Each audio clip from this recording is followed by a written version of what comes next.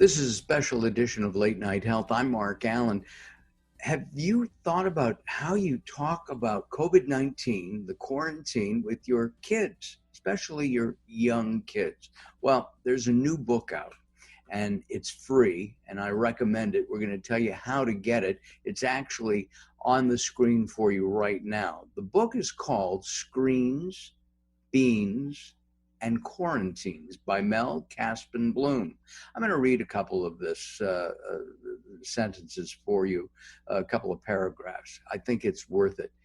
What is this thing, this COVID-19? And what in the world is a quarantine? What do all of these words even mean? And why do we have so many canned beans? That was last week here. It's a virus people have worldwide, I hear, in faraway cities and also close to here. It's brought lots of changes and sometimes some fear. So school is closed for the rest of the year. And to a young kid, that's a yay. Our guest is the author of this book. Her name is Mel Kaspin Blume. Mel, welcome to Late Night Health. Thank you. You're welcome. Why'd you write the book? I wrote the book because I have two young kids. I have a 6-year-old daughter and a 3-year-old son. And it was just a massive change that occurred kind of overnight. And as difficult as it is for adults to accept, and I mean, the unknown was massive for grown-ups, but having this amount of change as a child, I was just like trying to see through their eyes. And I was like, I can't even imagine if all of a sudden, like, we're just home, you know, with mom every day and like learning from her. And so the first few weeks, they were not too vocal about it.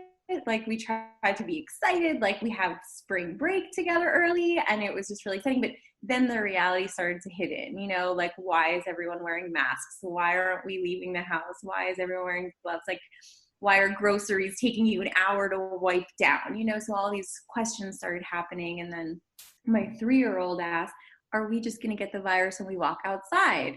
And then I was like, okay, come in, let's get all of our questions out. And then I realized there must be so many more kids like this, right? Who, like, their questions are bubbling up inside, but they don't know if they're important or they should ask them, or, you know. So I wanted to create a story that could just open up the conversation. I've got news for you. Not only do little kids have those questions, I have those same questions too. Well, I think we all do.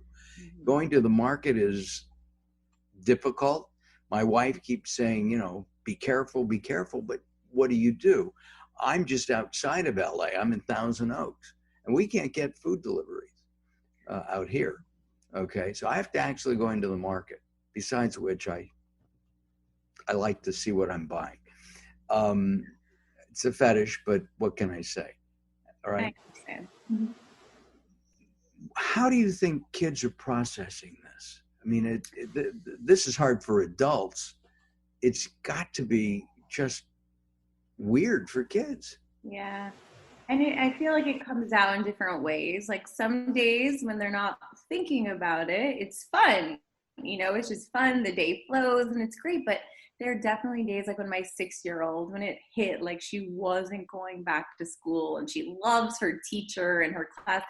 She was like, wait, what do you mean? Like, I'm not going, like, it was so, and I was like, dude, I know, like, it's a lot to take in. And, you know, there have been a lot of tears and there's been questions, but I think overall, like, I feel that if we can try to be as positive as possible, as hard as that is, I think it really helps in the house. And no play dates.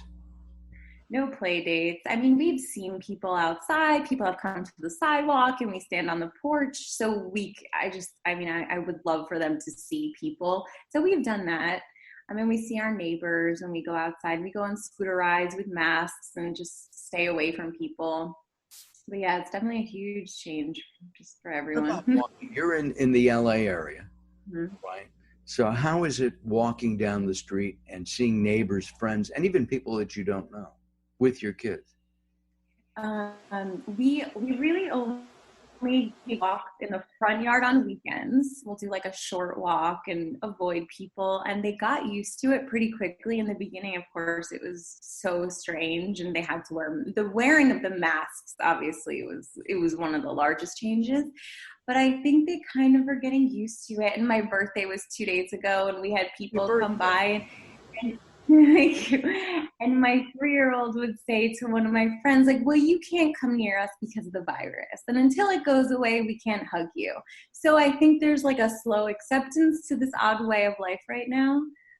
But we plan, luckily, we have a backyard. We play in the backyard a lot. Well, So that's good.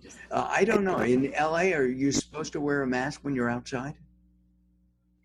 I don't know that you have to. I mean, I know a lot of people don't. We just do when we're just in the front yard when we're taking walks or going on scooter rides. Because I mean, I don't I know. I wear a mask when I go to the market, and I wear a mask, Mm-hmm. uh, when I have to go do something, mail something, going into the post office, icky. I don't want to touch that door, and I'm going through a lot of gel. With kids, are you taking them any place? Or are they kind of quarantined, stuck in the house? Yeah, I mean, we'll go on drives on the weekends and, see the beach and do stuff like that. But no, they're pretty much just quarantined right now. What about family, other family members? How are they reacting to this? Everyone is trying to stay positive. My family and my husband's mom are both on the East Coast, so we're not seeing them this year, most likely. But I feel like we're Zooming a lot, we're FaceTiming a lot, and having that connection. It's kind of more than we used to have, which is funny. But we have a weekly family call every Sunday, and we have a weekly family call with Zach's, my husband's family, every Saturday. And I'm just talking to my sisters more. Like it's kind of interesting how that connection happens. Would you talk to my sisters more for me? Sure. Okay. They one of them in particular lives not far from you. Um, the the book itself is really, as I read, is really quite charming, and the artwork is as well. Uh, That is, I created off a graphic design website called Canva. So thank you. oh my, you did Yeah. that? Yeah. Well, the art, they have so much art you can like pick and choose and resize. So I basically just did the graphic design for it. It's a great website though. Yeah, right. And and I noticed you used Squarespace for something, didn't you? Yeah, Squarespace is my company website. Okay, got it. Because I was on that too. I'm having difficulty with Squarespace myself, but that's another story. Oh, Okay. yeah. Um, Taking a look at what you think the book will do to help kids, how do you think that the book can help parents? I mean, parents are using it, teachers are using it, doctors are using it, and sharing it with others that um, that are uh, that with kids. How are they utilizing this tool to help communicate? Hey, we have a problem worldwide. I think a lot of it is it's encouraging kids to ask questions and let them know that their voice and their questions matter. Because I think sometimes kids think they're so small in the world and they just let these questions like, go in circles around their head, and that can lead to anxiety and bad behavior and all this other stuff. And I think it's helping them just like sit down, start a conversation about it, and in kind of like a friendly, simplified storytelling way that's kind of making it a little easier to digest at times. Uh, you're not only a mom, you're a storyteller yourself. So you Mm-hmm. tell stories for people who are not storytellers. What is a storyteller? So if the best, I guess the best example I can give is I was the head of copy at Disney Consumer Products. And what that is I was in charge of every guest facing word. So if we were selling a product, let's say we're selling a wand from a new princess movie. So taking this like plastic wand, maybe it lights up, maybe it doesn't. Like, what's the story behind it? What does it do for you? Does it take you into your own fairy tale? Does it make your house a castle? Does it give you this confidence that you didn't even have before? You know, it's like creating a story around a simple object that doesn't exist, but making it come to life, and all of a sudden making it, you know, a huge metaphor and impact in your life. So that's an example of how storytelling works in my world. One of the interesting things on your website, because to get the book, it's free, by the way, as I've said earlier, and you can go and download it at Mel's website, which is right here on the screen with us. You have a quote about words from Emily Dickinson. And I find that interesting because a lot of her poetry is kind of depressing, but that particular line of hers is terrific. Do you remember the line? I'm actually going to my website right now. So you can read it? Yeah. Oh, yeah. I know. Yeah. It's my favorite. I know nothing in the world that has as much power as a word. And I don't know if you knew this or not, but I am a psychic. Okay? Did you know that? So I'm going to tell you about Zach. Your husband, Zach, right? Okay. Yeah, it is. He's a financial planner. He sells insurance. Am I right? He's my insurance agent. No, I'm serious. Are you serious? Yeah. Oh my God. That is crazy.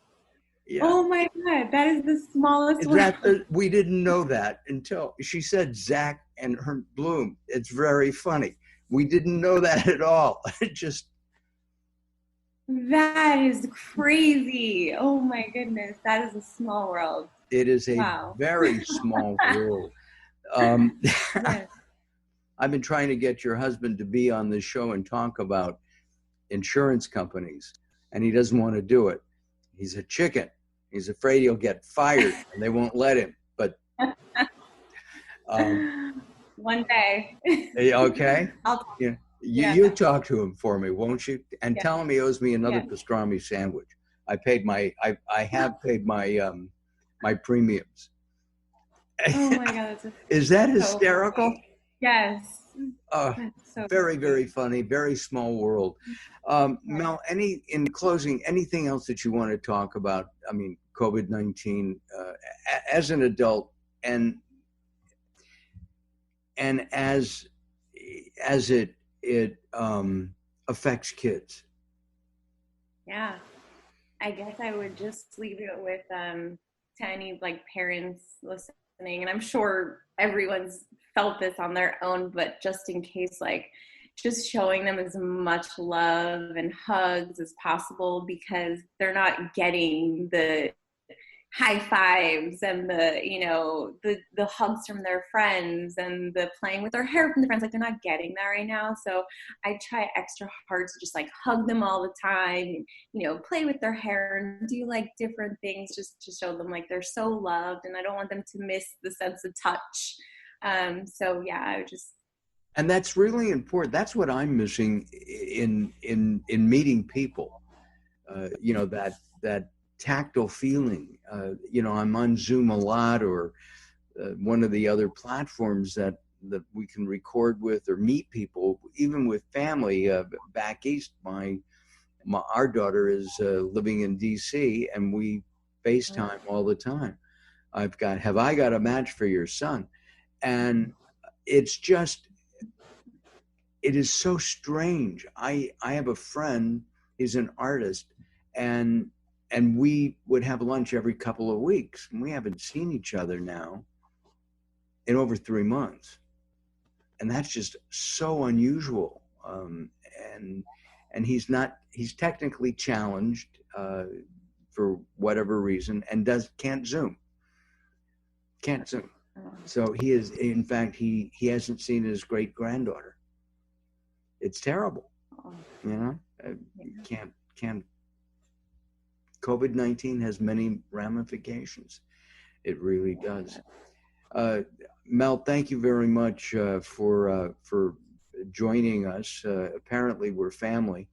The name of the book is Screens, Beans, and Quarantines by Mel Kaspin Blume. And you should do an audio version of the book. I volunteer to produce it. So if you want that, let me know. I'm Mark Alyn here at Late Night Health. Thanks for joining us. Share the book, folks. It's really good. It'll help you with your family, with your kids, with your grandkids. And it's free. So thank you, Mel. Thank you. Thank you so much. Bye-bye. I'm Mark Alyn for Late Night Health. Hold on, Mel. We have lots to talk about. Hold on. I'm going to have to do this again. This is Late Night Health. We'll be back very soon. Bye-bye for now.